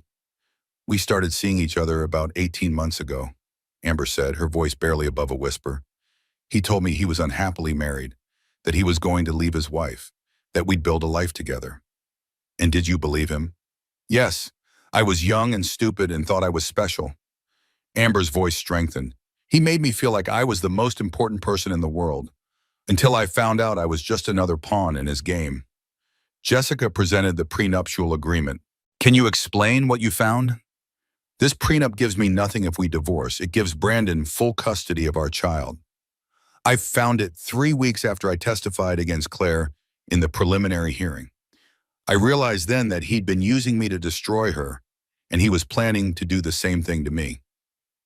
What did you do when you made this discovery? I started recording him, every conversation, every threat, every admission. Jessica played the recordings. Brandon's voice filled the courtroom, cold and calculating, as he detailed his plans to manipulate both women, keep both children, and discard the mothers like garbage. The courtroom was silent when the recordings ended. Judge Morrison looked at Brandon with an expression of disgust. Mr. Bennett, is this your voice on these recordings? Brandon stood, his face pale. Your Honor, those recordings were obtained illegally. Answer the question. Is that your voice? Wow. A long pause. Yes. Sit down. Diane tried to salvage the situation. Your Honor, my client's private conversations recorded without his consent. New York is a one-party consent state, Jessica interjected. Ms. Sullivan had every right to record conversations she was part of, and the content of those conversations demonstrates a clear pattern of manipulation, control, and intent to use the legal system to punish his ex-wife. The judge turned back to Amber. Ms. Sullivan, why are you testifying today? Because I don't want to end up like Claire was, destroyed alone, fighting for a child that should rightfully be hers. And because I want my daughter to grow up knowing I had the courage to do the right thing, even when it was hard. You're having a girl? Amber nodded, tears streaming down her face. Yes. What do you hope will be the outcome of today's hearing? I hope Claire gets full custody of her daughter. I hope Brandon never gets the chance to hurt another woman or child. And I hope someday my daughter and Claire's daughter can grow up knowing they were protected by their mothers. The courtroom erupted in whispers. Judge Morrison gavelled for silence. The final witness was Claire herself. She took the stand, 30 weeks pregnant, her belly so large she had to adjust her position to be comfortable. Brandon watched her with cold hatred in his eyes. Jessica asked the standard questions: her fitness as a parent, her plans for the baby, her support system. Then she asked the crucial question: Claire, why do you believe you should have full custody of your daughter? Claire took a deep breath. Because I love her. Not as a possession, not as a tool to hurt someone else, but as a person who deserves to be protected, cherished, and raised in a home free from manipulation and control. And what about Mr. Bennett?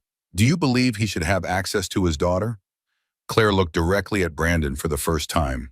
I believe every child deserves to know their father, but I also believe every child deserves to be safe. If the court determines Brandon can be that safe person after counseling, after proving he's changed, then yes, supervised visitation. But until he demonstrates he can love our daughter for who she is, not for what she represents in his battle against me, I can't risk her safety. Diane's cross-examination was vicious. Ms. Bennett, you lied about being pregnant during your divorce. You worked for a man who admitted to having feelings for you.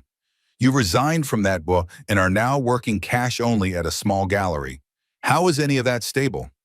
I made choices to protect myself and my child from a man who wanted to destroy me. Not all of them were perfect, but they came from love and fear and the desperate need to survive. That's not instability. That's strength. Strength? You're living in a motel. Because I spent every penny I had on lawyers to protect my daughter from a man who views her as property. Yes, I'm in a motel, but I'm safe, and so is she. Diane pressed on, but Claire held firm. She'd survived 14 years with Brandon. A hostile cross-examination was nothing compared to that. When both sides rested, Judge Morrison announced she would take the matter under advisement. I'll issue my ruling within 2 weeks. Until then, Mr. Bennett, you are to have no contact with Ms. Bennett. The restraining order remains in effect. Outside the courthouse, Jessica put a hand on Claire's shoulder. You did great in there. Did we win?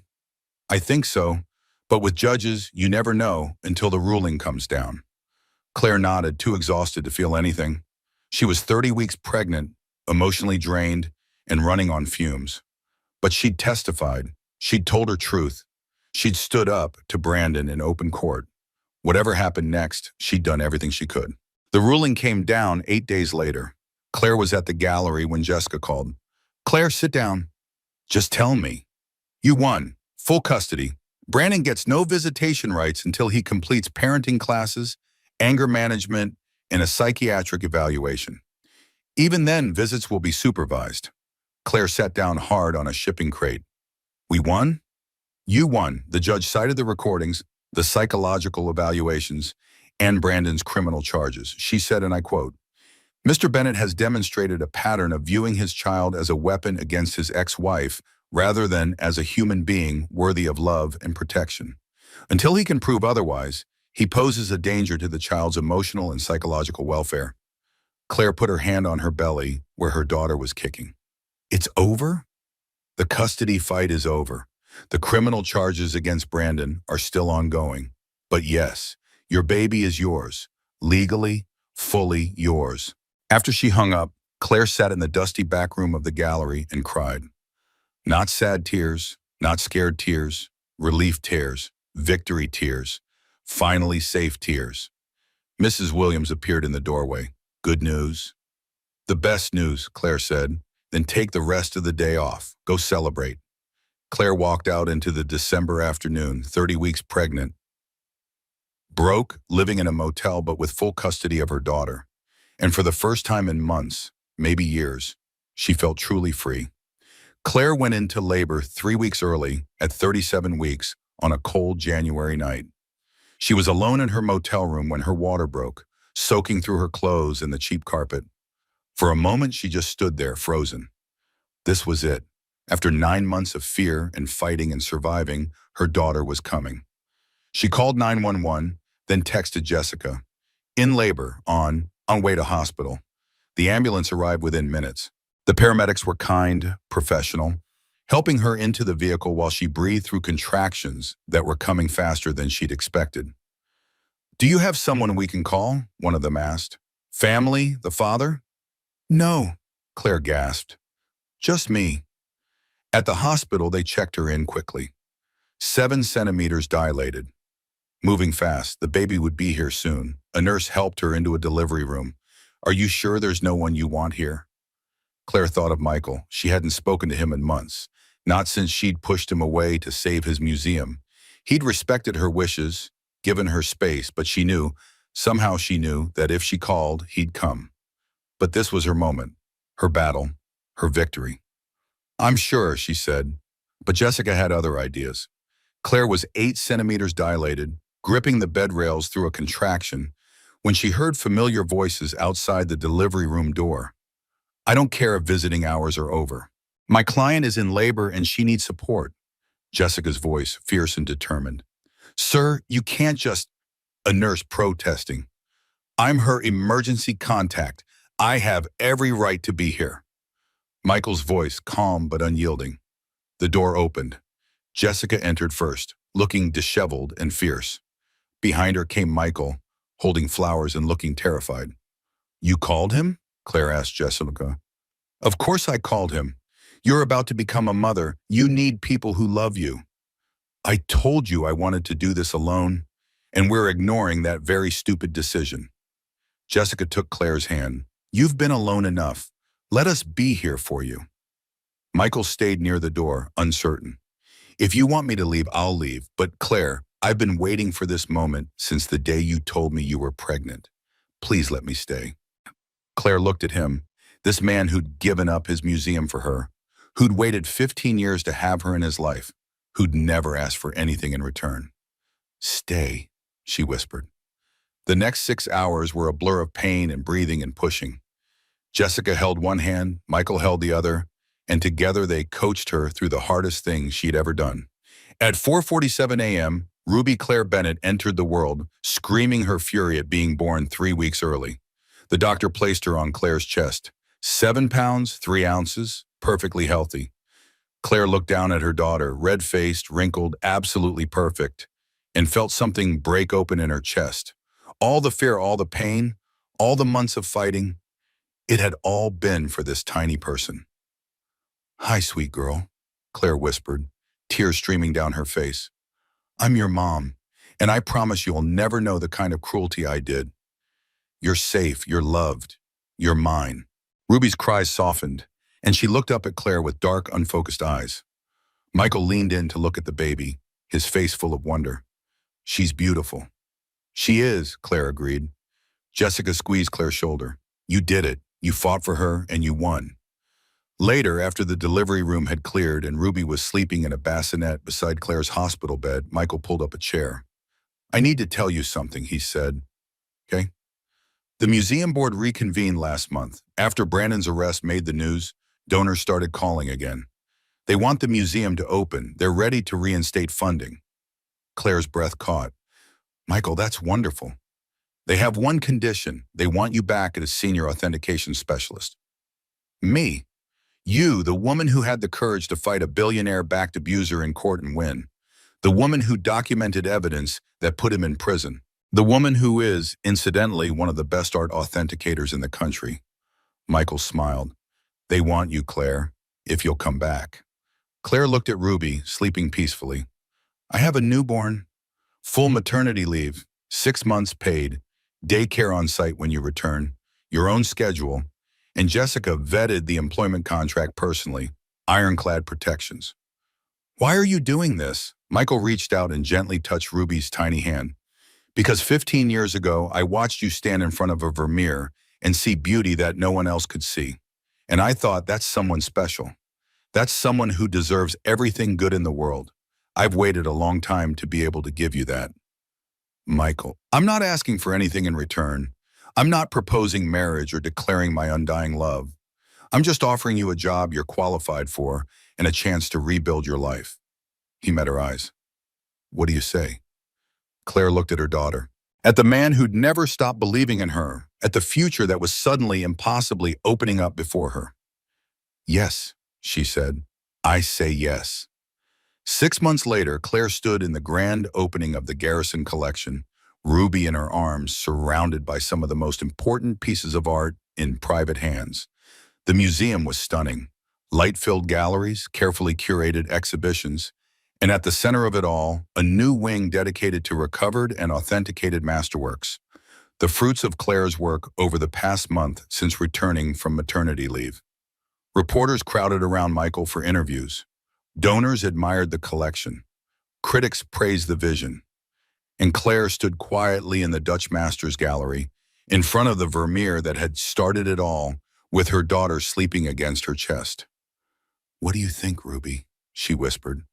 Pretty beautiful, right? It is beautiful.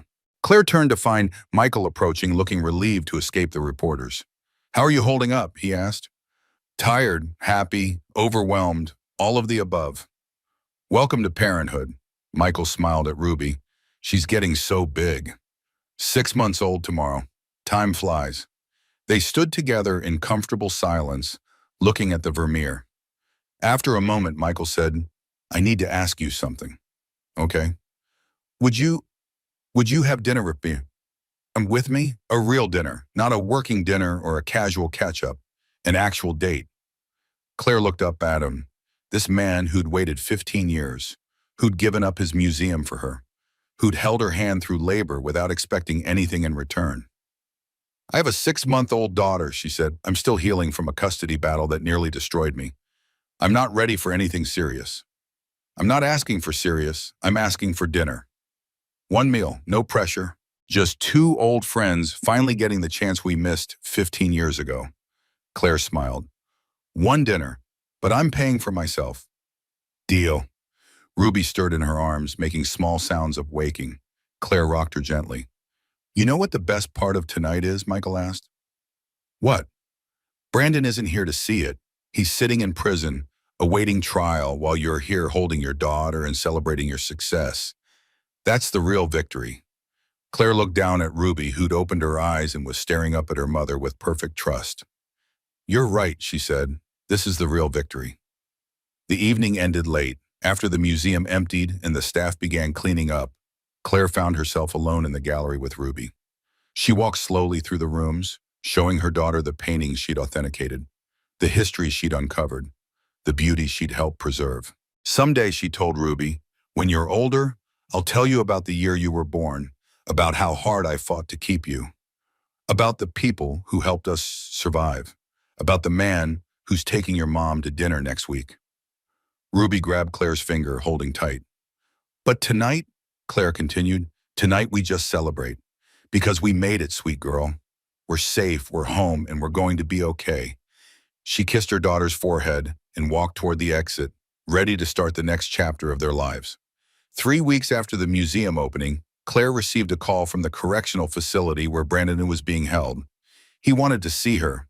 Jessica advised against it. You don't owe him anything. I know, but I think I need to do this, to close this chapter completely. So on a gray February afternoon, Claire made the trip to Rikers Island. She left Ruby with Michael, who'd insisted on babysitting. Take all the time you need, he'd said. We'll be fine. The visiting room was exactly as depressing as she'd imagined. Fluorescent lights, plastic chairs, the smell of industrial cleaner, and despair. Claire sat at a table and waited. When Brandon was let in, she barely recognized him. 6 months in jail had aged him a decade. His expensive suits were gone, replaced with an orange jumpsuit. His perfectly styled hair was unkempt. His face was thinner, harder. He sat down across from her, picking up the phone on his side of the glass partition. Claire picked up hers. "You came," he said. "You asked me to." They sat in silence for a moment. Brandon looked like he wanted to say something cruel, something cutting, but the words didn't come. Finally, Claire spoke. "Why did you want to see me?" "To show you something." Brandon pulled out a document from the folder he'd been allowed to bring. He pressed it against the glass. Termination of parental rights. Claire's breath caught. "What is this?" "The DA offered me a deal. If I sign away my rights to both children, yours and Amber's, and agree to never contact either of you again, they'll reduce the charges. I'll do 8 years instead of 15. And you're taking it?" "My lawyer says it's my best option. I'm already facing bribery, fraud, and witness tampering charges. The parental kidnapping charges would add another decade." Brandon's voice was flat, defeated. "So yes, I'm signing." Claire stared at the document. Full termination. Brandon would have no legal rights to Ruby, no ability to petition for custody, no claim to visitation. Her daughter would be completely, legally, solely hers. "When?" she asked. "Tomorrow. The judge just needs your signature confirming you don't object." "I don't object." Brandon set the document down. "Did you ever love me?" The question hung between them. Claire thought about her answer carefully. "I loved who I thought you were, the man who seemed confident and successful and interested in me. But that man never existed, did he? He was just a character you played to get what you wanted." "Maybe." Brandon looked away. "Or maybe I loved you once and forgot how." "I don't think you ever knew how to love anyone but yourself." "You're probably right." He turned back to her. "For what it's worth, I'm sorry. Not for everything. I'm not that reformed. But for trying to take your kid. That was cruel, even for me."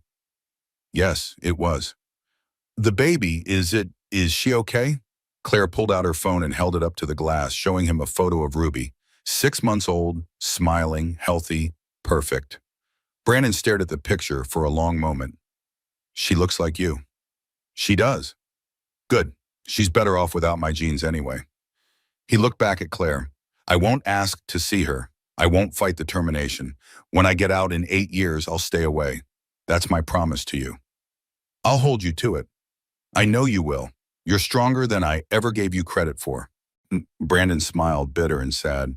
"I spent 14 years trying to make you smaller so I could feel bigger. Turns out all I did was miss out on knowing someone remarkable." Claire felt tears prick her eyes, but she blinked them back. "Goodbye, Brandon." "Goodbye, Claire." She stood to leave, then paused. "For what it's worth, I hope you use these 8 years to figure out who you actually are, not the character you play, the real you, because maybe that person is worth knowing." Brandon didn't respond. He just watched as she walked away. Claire didn't look back. The next day, she signed the termination documents in Jessica's office. Judge Morrison reviewed them, confirmed Brandon's signature, and made it official. "Ms. Bennett," the judge said, "you now have sole legal and physical custody of Ruby Claire Bennett, with no parental rights reserved for the biological father. Congratulations." Claire held the documents in shaking hands. It was over. Truly, completely over. "Thank you," she whispered. That evening, she celebrated with an intimate dinner at her new apartment, a 2-bedroom in a safe neighborhood affordable on her Garrison Collection salary. Jessica was there, toasting with sparkling cider. Michael was there, having successfully kept Ruby entertained all day. And Amber came too, holding her own daughter, Noah. "To Claire," Jessica said, raising her glass, "the strongest person I know." "To surviving," Amber added, "and to raising our girls to be stronger than we were." "To second chances," Michael said quietly, his eyes on Claire. Claire held Ruby in her lap and raised her own glass. to freedom, to safety, to building lives we actually want instead of lives we settled for. They clinked glasses, and for the first time in years, Claire felt at peace. Later that night, after everyone had left, Claire sat in Ruby's nursery and rocked her daughter to sleep. The room was simple but warm, painted soft yellow with curtains Michael had helped her hang and a bookshelf Jessica had built. "You know what the best part of all this is?" Claire whispered to Ruby. "You'll grow up never knowing what it feels like to be small, never knowing what it's like to shrink yourself to fit someone else's ego. You'll just know love, safety, freedom." Ruby's eyes were closing, her tiny hand wrapped around Claire's finger. "And someday," Claire continued, "when you're old enough to understand, I'll tell you about the year you were born, about how hard I fought to keep you, about the people who helped us survive, about the man who held my hand through labor and never asked for anything in return." She looked out the nursery window at the Manhattan skyline, twinkling in the distance. "I'll tell you that sometimes strength means running, not fighting. That survival is its own kind of victory. That being a mother means doing whatever it takes to protect your child, even when it's hard, especially when it's hard." Ruby's breathing had deepened into sleep. Claire stood carefully and placed her daughter in the crib, tucking a soft blanket around her. "But tonight," she whispered, "tonight we just rest, because we made it, sweet girl. We're home." She stood there for a long moment, watching her daughter sleep before walking to her own bedroom. On her nightstand was her phone, a text from Michael. "How did it go today?" Claire typed back, "The termination is final. Ruby is legally mine. We're free." His response came immediately. "I'm so proud of you. Sleep well." Then another message. "Still on for dinner Friday?" Claire smiled. "Yes, but I'm still paying for myself. We'll see about that." She set the phone down and climbed into bed, exhausted but content. For 14 years, she'd lived in fear. Fear of Brandon's anger, fear of his control, fear of never escaping. But she'd done it. She'd fought back. She'd documented evidence. She'd made allies out of enemies. She'd survived a custody battle that could have destroyed her, and now, at 36 years old, she was starting over. Not the way she'd planned, not the fairy tale she'd imagined as a young woman standing in front of a Vermeer painting, but something better, something real, a good job, a healthy daughter, friends who'd stood by her, and maybe, just maybe, a second chance at the love story that had almost begun 15 years ago. Claire turned off the light and closed her eyes. Tomorrow she'd wake up to Ruby's cries. She'd make coffee and plan her day at the museum. She'd text Michael about their upcoming dinner. She'd continue building the life she'd fought so hard to win. But tonight she just slept. Deeply, safely, free. 1 year later, the Garrison Collection had become one of New York's premier museums, praised for its innovative authentication program and commitment to recovering lost artworks. Claire's work had been featured in art journals and documentaries. She'd been promoted to Director of Authentication, with a team working under her.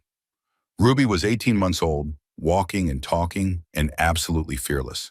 She loved the museum daycare, where she could see her mother throughout the day and play with Noah, Amber's daughter, who attended the same program. Amber had rebuilt her life too. She'd gone to paralegal school, passed her exams, and now worked for Jessica's law firm specializing in family law. Together, she and Claire had started a support group for women leaving abusive relationships, sharing their stories and helping others find the courage to escape. "We're not heroes," Amber often said at these meetings. "We're just survivors who got lucky and are trying to pay it forward." Brandon was still in prison. Claire rarely thought about him anymore. He'd become a chapter in her history, not a presence in her present. And Michael had been patient. He'd waited while Claire healed, waited while she figured out who she was without Brandon's voice in her head, waited while she learned to trust again. They'd been dating for 6 months now. Slow, careful, taking their time. Michael never pushed, never demanded, just showed up consistently, proving through actions that he was nothing like the man who'd come before. Ruby called him me, and loved when he visited, which was increasingly often. On a warm spring afternoon, Claire found herself back in the Dutch Masters Gallery, standing in front of the Vermeer. Ruby toddled beside her, holding her hand. "Pretty," Ruby said, pointing at the painting. "Yes, sweet girl. Very pretty. Michael appeared beside them. I've been looking for you two. We're admiring art. Ruby's developing good taste. Michael knelt down to Ruby's level. What do you think, Ruby?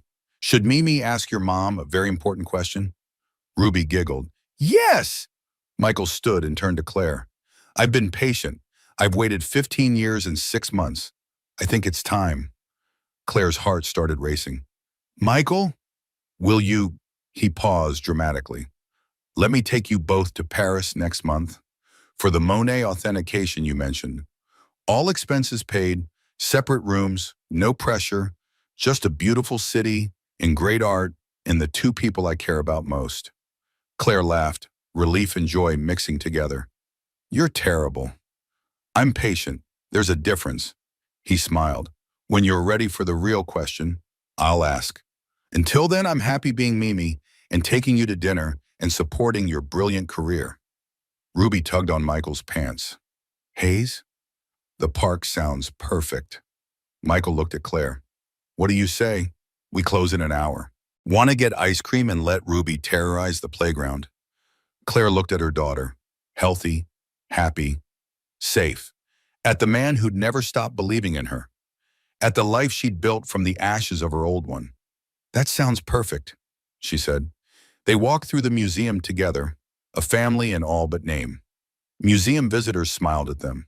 The successful curator, her adorable daughter, and the kind billionaire who clearly adored them both. No one knew their history, the abuse, the custody battle, the prison sentence, the slow, careful rebuilding. And that was okay. Their story was theirs, private, sacred, hard-won. As they stepped out into the spring sunshine, Ruby between them holding both their hands, Claire felt something she'd never expected to feel again. Complete. Not because a man completed her, not because she'd found rescue or redemption, but because she'd saved herself, fought for her daughter, built a career, created a life worth living. Everything else, the museum, the job, the slowly blooming relationship with Michael, was just the reward for having the courage to survive. Look, Mama, Ruby pointed at a pigeon waddling past. Bird. Yes, sweet girl, bird. Michael caught Claire's eye and smiled. Happy? Yes, Claire said simply. I really am. And for the first time in her adult life, it was completely, utterly true. She was happy, she was free, she was home.